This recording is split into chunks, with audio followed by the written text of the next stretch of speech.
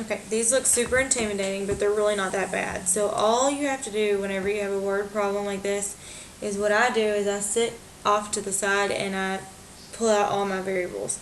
So like they tell me that there's a Buford number B.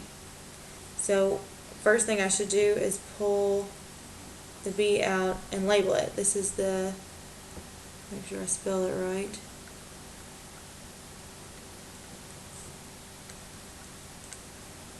That's the Buford number. And then I also have another variable, S. And it tells me that that's the wind speed. Or S is the speed. I do this every time. And then I look at the information I'm given.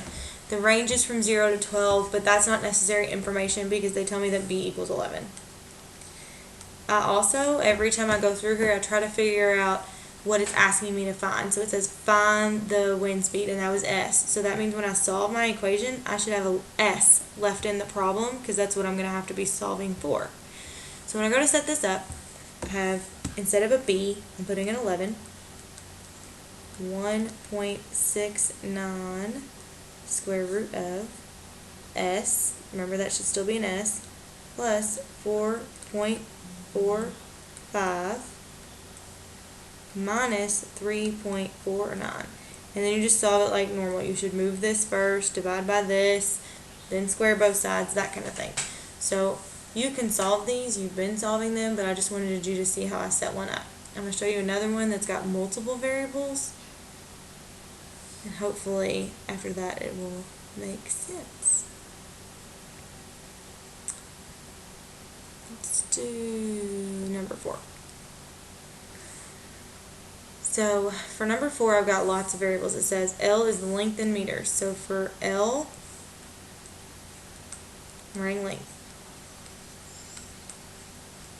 Then it says S is the area of the sails. So for S, we're going to put area sails.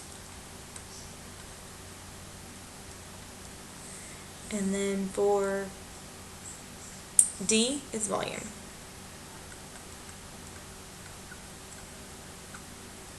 And it says a boat has a length of 20 meters. So I'm going to put a 20 next to my length. And then it has a sail area, that was this, of 300. And then just as a double check, what's it asking me to find? Well, it's asking me to find D.